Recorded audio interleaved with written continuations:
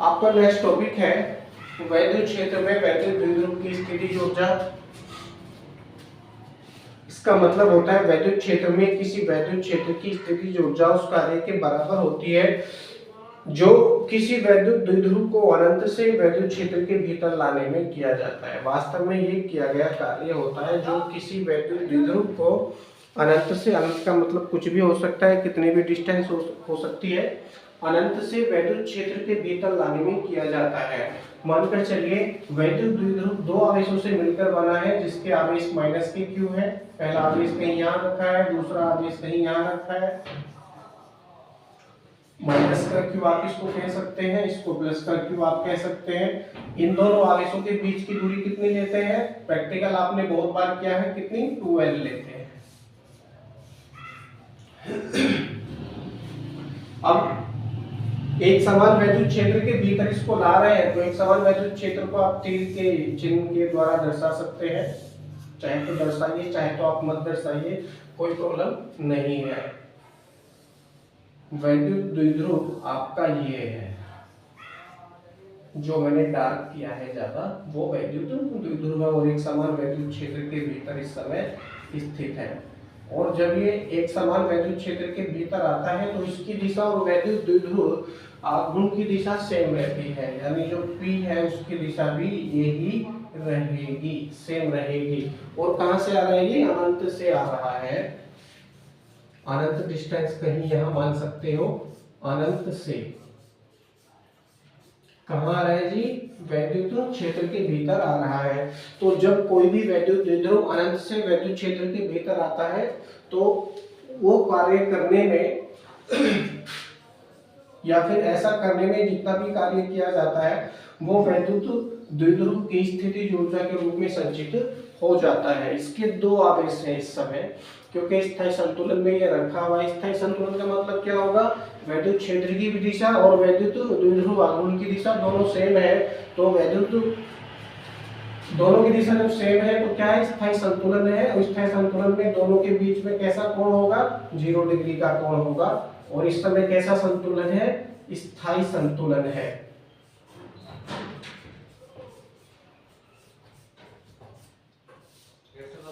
स्थायी संतुलन, आवेश दो है यहाँ पर, दोनों ही आवेशों के बीच की दूरी कितनी है? 2L ली है। तो जैसे जैसे हम इस वैद्युत द्विध्रुव को अनंत से वैद्युत क्षेत्र के भीतर लाते हैं तो क्या है? जो आपका माइनस का आवेश है, माइनस का आवेश, वो प्लस के क्यू आवेश से 2L डिस्टेंस अधिक चलता है, क्योंकि इनके बीच की दूरी कितनी है? 2L है। वैद्युत क्षेत्र के भीतर जैसे ही आता है तो वैद्युत क्षेत्र इन दोनों आवेशों पर एक प्रकार का बल लगाता है जिसे वैद्युत बल कहते हैं। जो आपका प्लस का क्यू आवेश है उस पर तो किसी प्रकार का कोई बल नहीं लगता है। इसको संतुलन में लाने के लिए बाह्यकर्ता को बाहर से कार्य करना पड़ता है, लेकिन इस कार्य को संतुलन करने के लिए वैद्युत क्षेत्र माइनस की क्यू आवेश पर, वैद्युत क्षेत्र माइनस की क्यू यानी ऋणात्मक आवेश पर एक प्रकार का वैद्युत बल विपरीत दिशाओं में लगाता है। ठीक है, क्योंकि वैद्युत क्षेत्र द्वारा इस पर बल लग रहा है तो लिखेंगे सबसे पहले इस बल को ही F इक्वल टू क्या हो जाएगा? QE हो जाएगा। F equal to QE। परंतु यह जो बल लग रहा है वो वैद्युत क्षेत्र के कारण लग रहा है, वैद्युत क्षेत्र के कारण। बाह्यकर्ता तो केवल प्लस की क्यू आवेश पर बल लगा रहा है, लेकिन वैद्युत क्षेत्र किस पर लगा रहा है? माइनस के क्यू आवेश पर संतुलन करने के लिए। तो यहाँ पर माइनस का चिन्ह आप लगाकर इसको दर्शाएंगे, क्योंकि बाह्यकर्ता का कोई रोल माइनस के क्यू आवेश पर नहीं है। वो क्या कर रहा है? केवल प्लस के क्यू आवेश को संतुलन करने का प्रयास कर रहा है, बल लगा रहा है इसके ऊपर संतुलन करने के लिए। तो उतना ही बल क्या है? वैद्युत क्षेत्र भी माइनस के क्यू आवेश पर लगाएगा संतुलन करने के लिए। बीच की दूरी 2L है। इसका मतलब ये है कि वैद्युत क्षेत्र के भीतर जो आपका माइनस का क्यू आवेश है उसको प्लस के क्यू आवेश से 2L मीटर की डिस्टेंस अधिक चलना पड़ेगा। और जब अधिक चलना पड़ेगा तो उस पर बल भी अधिक लगेगा। तो माइनस का क्यू इंटू ई हो गया। ठीक है, अब इस बल के कारण किया गया कार्य, नेट कार्य भी आप इसको कह सकते हैं, नेट कार्य। नेट कार्य कितना हो जाएगा? W इक्वल टू क्या हो जाएगा जी? कार्य का सूत्र होता है बल गुणा दूरी, बल गुणा दूरी, यानी F इंटू दूरी कितनी है? 2L है। दूरी कितनी है, दोनों के बीच की दूरी 2L है। क्योंकि स्थायी संतुलन कहाँ से प्रारंभ होना चाहिए, वो प्लस के क्यू आवेश से प्रारंभ होना चाहिए, लेकिन प्लस के क्यू आवेश पर तो प्लस का क्यू आवेश है और जो आपका माइनस का क्यू आवेश है वो 2L मीटर की डिस्टेंस अधिक चल के आ रहा है वैद्युत क्षेत्र के भीतर। तो इसके बीच की जो डिस्टेंस है वो कितनी हो जाएगी, 2L हो जाएगी। वैल्यू रखेंगे, F की वैल्यू F के स्थान पर हो जाएगा F equal to minus K Q into E, W equal to minus K Q into E, F के स्थान पर आपने रखा इंटू 2L, ये है 2L। अब Q इंटू 2L किस चीज का फॉर्मूला बन रहा है जी, Q इंटू 2L बन रहा है जी स्मॉल p का फॉर्मूला, यानी वैद्युत द्विध्रुव आघूर्ण है, वैद्युत द्विध्रुव आघूर्ण है, या आप इसको कह सकते हैं इस वैद्युत द्विध्रुव का आघूर्ण है। इसके स्थान पर आप स्मॉल p का भी प्रयोग कर सकते हैं। तो हो जाएगा W equal to minus P into E हो जाएगा। W equal to Q into 2L के स्थान पर आपने p का प्रयोग किया, बचा ही, तो हो जाएगा W equal to minus P E. यह कार्य ही वैद्युत द्विध्रुव की स्थितिज ऊर्जा के रूप में संचित हो जाता है जब वह अनंत से वैद्युत क्षेत्र के भीतर आ जाता है। तो उस कंडीशन में क्या होगा, वैद्युत क्षेत्र की दिशा वही है और वैद्युत द्विध्रुव की भी दिशा वही है, और यदि इनकी दिशा परिवर्तित कर दें तो वैद्युत क्षेत्र इसको अपनी दिशा में लाने का प्रयास करेगा। तो जैसे ही अपने स्थायी संतुलन में आ जाएगा, स्थायी संतुलन का मतलब है कि दोनों की दिशा, वैद्युत क्षेत्र की दिशा और वैद्युत द्विध्रुव की दिशा सेम हो जाएगी, तो उस कंडीशन को स्थायी संतुलन कहते हैं। स्थायी संतुलन में दोनों के बीच कोण कौन सा होता है, 0 डिग्री का कोण होता है, और यह कार्य ही इसकी स्थितिज ऊर्जा हो जाएगी। कोण जब 0 है तो u के स्थान पर क्या आएगा, u0 हो जाएगा equal to minus K pe। ये कहां से प्राप्त किया, क्योंकि किया गया कार्य है और किया गया कार्य वैद्युत द्विध्रुव की स्थितिज ऊर्जा के रूप में संचित हो जाता है। तो हो जाएगा u0 equal to minus pe, कुछ इस तरह से।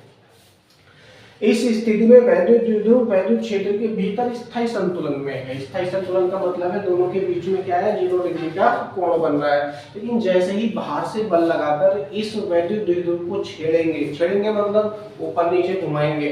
अब जैसे ही आप मानकर चलिए इसे ऊपर घुमाते हो इस तरह से, तो क्या होगा, जो आपका ऋणात्मक आवेश है उस पर भी एक प्रकार का बल संतुलन करने के लिए नीचे की ओर को लगेगा कि नहीं लगेगा। अब इस कंडीशन में क्योंकि आप उसको बाहर से घुमा रहे हो, उसकी स्थिति में परिवर्तन कर रहे हो, तो इस स्थिति में परिवर्तन करने से इसकी स्थितिज ऊर्जा बढ़ जाती है। वो होता है, बढ़ने का मतलब क्या है कि बाह्यकर्ता को ऐसा करने के लिए बाहर से कार्य करना पड़ेगा। तो किया गया कार्य कितना हो जाएगा, W इक्वल टू, हमने पहले सिद्ध किया था PE ब्रैकेट में 1 minus cos theta, PE bracket में 1 माइनस cos थीटा।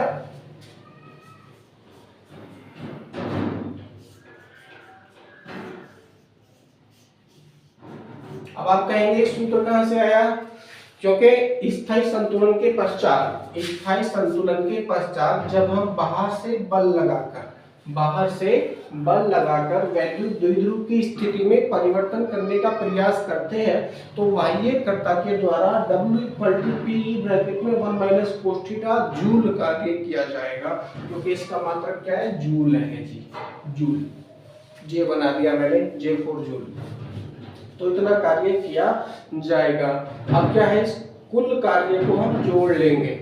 ये तो W की वैल्यू आपने फाइंड की माइनस के PE, अब आप क्या करेंगे, इसको W डैश मान लीजिए। W डैश ये बाद में किया गया कार्य है बाह्यकर्ता के द्वारा, जब आप इसकी स्थिति में परिवर्तन कर रहे हैं या परिवर्तन करने का प्रयास कर रहे हैं। तो हो जाएगा W dash equal to PE bracket में 1 माइनस cos थीटा। अब क्या है, PE की मल्टीप्लाई आप अंदर कर दीजिए। यदि आप मल्टीप्लाई अंदर करेंगे तो आपको प्राप्त होगा W dash equal to PE का मल्टीप्लाई 1 से करेंगे तो P हो गया minus PE cos theta, PE cos theta, PE cos theta joule में। चलिए ये भी आप इसको जूल मान लीजिए। अब कुल कार्य ज्ञात कीजिए, कुल कार्य कितना होगा? अब आप इसको W मान लीजिए, इसको W डैश कर लीजिए, W डैश, इसको डबल डैश आप करो, ठीक है। अब आप कुल कार्य याद करेंगे तो इसको W करके लिखो, W इक्वल टू क्या हो जाएगा? W dash plus W double dash, यानी दोनों स्थितियों के कार्य क्या करेंगे आप? ऐड कर देंगे। ऐड कर देंगे तो आपको क्या प्राप्त हो रहा है? देख लीजिए, W डैश की वैल्यू कितनी है? माइनस के PE है, माइनस के PE, और ये प्लस का चिन्ह आ रहा है बीच में, तो प्लस का चिन्ह आप लगाइए। और क्या है? W double S, W double S की वैल्यू कितनी है? प्लस आप कर रहे हो तो चिन्ह पर तो कोई फर्क नहीं पड़ेगा, जो प्लस का रहेगा, जो माइनस का रहेगा, तो इसको सेम उतार दीजिए यहीं पर, हो जाएगा PE minus PE cos theta, PE minus PE cos theta, कुछ इस तरह से ये वैल्यू आपको प्राप्त होगी। अब देखिए, एक माइनस का P है, एक प्लस का PE है, तो क्या होगा? प्लस माइनस से ये कैंसिल हो जाएगा, जो बचा आप उसको लिखिए। कार्य आपके पास प्राप्त होगा W equal to minus K PE cos theta, W equal to PE minus K cos theta, यह कार्य किया जाएगा जब हम बाहर से किसी वैद्युत द्विध्रुव को अनंत से वैद्युत क्षेत्र के भीतर लाते हैं और स्थायी संतुलन के पश्चात बाह्य बल लगाकर उसकी स्थिति में परिवर्तन करते हैं, तो किया गया कार्य W equal to minus K PE cos theta होता है।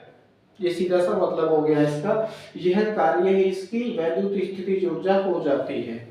यानी U इक्वल टू आप अगर देखेंगे तो हो जाएगा U theta equal to minus K PE cos theta, क्योंकि इस समय स्थायी संतुलन में ये नहीं है, किसी ना किसी एंगल पर है। एंगल का मतलब है थीटा कोण यहाँ पर बन रहा है, तो क्या हो जाएगा? U थीटा इक्वल टू हो जाएगा यहाँ पर minus K PE cos theta, minus K PE cos theta.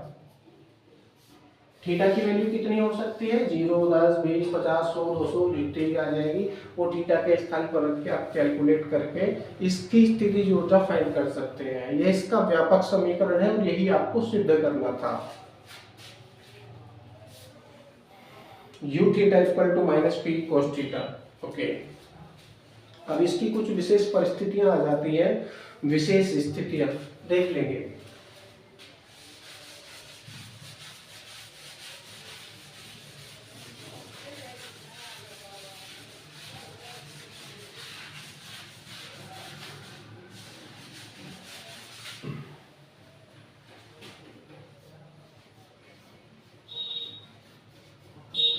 विशेष स्थितियां,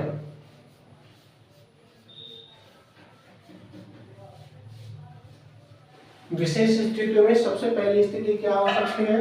नंबर 1 पढ़ेंगे बुक में, यदि वैद्युत द्विध्रुव क्षेत्र की दिशा से, यदि वैद्युत द्विध्रुव क्षेत्र की ही दिशा में है, यदि वैद्युत द्विध्रुव वैद्युत क्षेत्र की ही दिशा में है, यानी स्थायी संतुलन में है। स्थायी संतुलन में थीटा इक्वल टू क्या प्रयोग होता है? 0 होता है, हमेशा याद रखेंगे, और ये बताया भी था मैंने पहले। तो क्या है? स्थायी संतुलन में है, स्थायी संतुलन यानी वैद्युत द्विध्रुव वैद्युत क्षेत्र की ही दिशा में है, स्थायी संतुलन में है, तो क्या होगा? थीटा इक्वल टू 0 डिग्री होगा, तो किया गया कार्य हो जाएगा या स्थितिज ऊर्जा हो जाएगी U थीटा इक्वल टू, अब स्थायी संतुलन में है, स्थायी संतुलन के लिए चलो थीटा प्रयोग कीजिए, U theta equal to minus K PE into cos 0, theta के स्थान पर 0 का प्रयोग करेंगे और cos 0 की वैल्यू कितनी होती है? 1 होती है सारणी से, cos 0 की वैल्यू 1, और 1 से इसका मल्टीप्लाई करेंगे तो हो जाएगा U theta equal to minus K PE joule में। J4 क्या है? जूल, ये मात्रक है, तो हो जाएगा U theta equal to minus K PE joule. स्थायी संतुलन के लिए जो स्थितिज ऊर्जा का सूत्र है U theta equal to minus K PE joule होगा। नेक्स्ट स्थिति क्या आती है जी? यदि वैद्युत द्विध्रुव क्षेत्र के लंबवत हो, यदि वैद्युत द्विध्रुव वैद्युत क्षेत्र के लंबवत है। अब लंबवत का मतलब है लंबवत वैद्युत क्षेत्र की दिशा तो ये हो गई है, और वैद्युत द्विध्रुव की दिशा ये हो गई है। ये आपका कौन सा आवेश मान लो, इसका प्लस को क्यू मान लो, इसको माइनस का क्यू मान लीजिए। तो वैद्युत क्षेत्र और वैद्युत द्विध्रुव के बीच में कैसा कोण बन रहा है, 90 डिग्री का कोण बन रहा है। अब 90 डिग्री का कोण बन रहा है तो इस समय क्या होगा, वैद्युत द्विध्रुव के भीतर बहुत सारे बल रेखाएं गुजरेंगी, अधिकतम बल रेखाएं गुजरेंगी। अब इस कंडीशन में देखते हैं क्या होगा।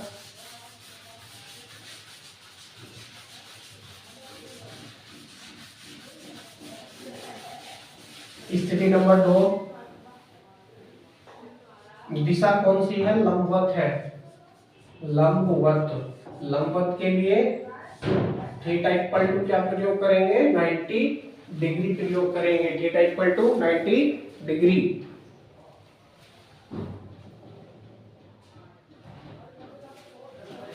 और फिर से वही फॉर्मूला यूज करेंगे हम, हो जाएगा u theta equal to minus P E cos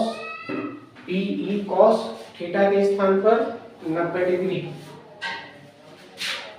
सामने से cos 90 की वैल्यू कितनी आती है, 0 आती है। कितनी, 0। cos 90 की वैल्यू 0, और 0 से इसका मल्टीप्लाई करेंगे तो क्या हो जाएगा, ये पूरा ही 0 हो जाएगा। यानी u थीटा इक्वल टू कितना हो जाएगा, 0। और जब कोई भी आंतरिक वैल्यू नहीं है तो इसका मात्रक भी नहीं लिखेंगे।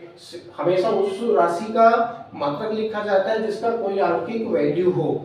अब जब आंतरिक वैल्यू नहीं आ रही है तो इसका मात्रक भी नहीं लिखेंगे। तो क्या है, जब ये लंबवत रहेगा, वैद्युत द्विध्रुव वैद्युत क्षेत्र के लंबवत रहेगा तो इसकी स्थितिज ऊर्जा 0 हो जाएगी। क्यों हो जाएगी, क्योंकि भैया जो इसके दोनों आवेश हैं, दोनों आवेश इस समय कैसे हैं, एक ही डिस्टेंस पर आ जाएंगे, अनंत से एक ही डिस्टेंस पर आ जाएंगे। आप इसको d1 मान लो, इसको d2 मान लो, डिस्टेंस दोनों ही आवेशों की इस समय क्या है, d1 इक्वल टू d2 हो रहा है। d1 इक्वल टू d2 इस समय क्या है, ये वैद्युत क्षेत्र के लंबवत दिशा में रखा हुआ है, क्योंकि दोनों ही आवेश इस समय बिल्कुल आमने सामने आ जाते हैं, उनके बीच में किसी प्रकार की कोई डिस्टेंस नहीं रहती है।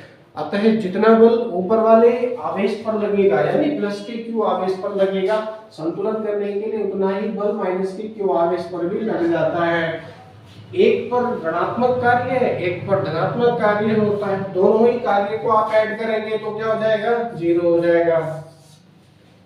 एक ऋणात्मक कार्य है, एक धनात्मक कार्य है, दोनों को ऐड करेंगे तो क्या हो जाएगा, इस समय 0 हो जाएगा, क्योंकि बीच की जो डिस्टेंस जो 2l है, इस समय 2l काम नहीं करेगी। आवेशों के बीच की वो डिस्टेंस है, परंतु अनंत से जो दोनों आवेशों के बीच की जो डिस्टेंस है वो d1 और d2 यानी बिल्कुल बराबर इस समय हो रही है। इनके बीच में एक में धनात्मक कार्य, एक में ऋणात्मक कार्य किया जाएगा। दोनों ही कार्य बिल्कुल बराबर होंगे क्योंकि डिस्टेंस बराबर है और उनके आवेश का जो मान है वो भी बराबर है। तो आवेश का मान और डिस्टेंस दोनों बराबर होने के कारण बराबर विपरीत प्रकार का कार्य यहाँ पर किया जाएगा, एक पर प्लस एक पर माइनस। और जब आप दोनों कार्य को ऐड करेंगे तो क्या होगा, किया गया कार्य दोनों पर 0 हो जाएगा। और इस समय क्या है, इस पर किसी प्रकार की स्थितिज ऊर्जा उत्पन्न नहीं होगी। वैद्युत बल रेखाएं तो अधिक गुजरेंगी, इससे कोई मतलब नहीं है। आपको स्थितिज ऊर्जा ज्ञात करनी है, तो इस समय स्थितिज ऊर्जा है ही नहीं उसमें, तो u थीटा इक्वल टू क्या हो गया, 0 हो गया। u थीटा इक्वल टू 0 हो गया। अब क्या कह रहे हैं वो, तीसरी स्थिति में यदि वैद्युत द्विध्रुव को स्थायी संतुलन की स्थिति से 180 अंश कोण घुमा दिया जाए। अब ये स्थायी संतुलन में रखा हुआ है इस समय थीटा इक्वल टू 0। इसका मतलब ये है कि वैद्युत क्षेत्र की दिशा और वैद्युत द्विध्रुव की दिशा दोनों ही सेम है, इसलिए तो थीटा इक्वल टू 0 है। अब स्थायी संतुलन की दिशा से घुमाकर 180 अंश कोण, यानी पूरा ही अर्धवृत्त इन्होंने घुमा दिया है। अर्धवृत्त घुमाने से जो आवेश है, माइनस के क्यू के स्थान पर प्लस का क्यू और प्लस के क्यू के स्थान पर माइनस का क्यू आ जाता है, यानी आवेशों का जो स्थान है वो परिवर्तित हो जाएगा। परिवर्तित हो जाने से उनके बीच में कैसा कोण बनेगा, 180 डिग्री का कोण बनेगा। ये तो हो गया आपका वैद्युत द्विध्रुव, सॉरी वैद्युत क्षेत्र मान के, वैद्युत क्षेत्र की दिशा है। अब इस पे जो आवेश है, मानकर चलिए यहाँ पे क्या रखा था माइनस का क्यू, अब 180 डिग्री आप इसको घुमा देंगे तो ये प्लस का क्यू हो जाएगा और ये हो जाएगा माइनस का क्यू, और इन दोनों ये इस समय P है, P की जो दिशा है वो इस तरह से हो जाएगी, E की दिशा आज की जगह में क्योंकि वैद्युत क्षेत्र की दिशा परिवर्तित आपने नहीं की है, वैद्युत द्विध्रुव की दिशा परिवर्तित हो गई है, तो इनके बीच में एंगल कितना रहेगा, थीटा इक्वल टू 180 डिग्री रहेगा। 180 डिग्री, जब इसको स्थायी संतुलन से 180 डिग्री घुमा देंगे तो प्लस के क्यू के स्थान पे minus K Q, minus K Q के स्थान पे प्लस का क्यू, यानी आवेशों के चिन्ह स्थान परिवर्तित हो जाते हैं अर्धवृत्त घूमने से। थीटा इक्वल टू 180 डिग्री ये घूम रहा है, तो इस समय क्या है कि जो इनकी स्थिति जो है u थीटा इक्वल टू हो जाएगा माइनस के पी ई cos थीटा के स्थान पर 180 डिग्री, और सारणी से क्योंकि cos 180 कितना होता है, cos 2 गुना 90 है और ये पहुंचेगा दूसरे में, तो sin 90 की वैल्यू कितनी होती है 1, और cos के लिए हो जाएगा नेगेटिव यानी -1। cos 180 की वैल्यू होती है -1 आप यहाँ रखेंगे और ये वैल्यू कुछ इस तरह से प्राप्त होगी, u theta equal to minus P bracket में -1 प्लस और माइनस का मल्टीप्लाई करेंगे तो क्या हो जाएगा, प्लस हो जाएगा, और p से 1 का मल्टीप्लाई करेंगे तो क्या हो जाएगा, pe हो जाएगा, तो लिखेंगे u theta equal to pe। यानी इस कंडीशन में जब आप इसको पूरा 180 डिग्री घुमा देंगे स्थायी संतुलन से, तो इस 180 डिग्री घुमाने से जो स्थितिज ऊर्जा है वो धनात्मक हो जाती है, यही आपको याद करना था। अब u theta equal to p आ रहा है, कोई ना कोई आपकी वैल्यू बनेगी, तो इसका मात्रक भी आप लिखिए जूल में।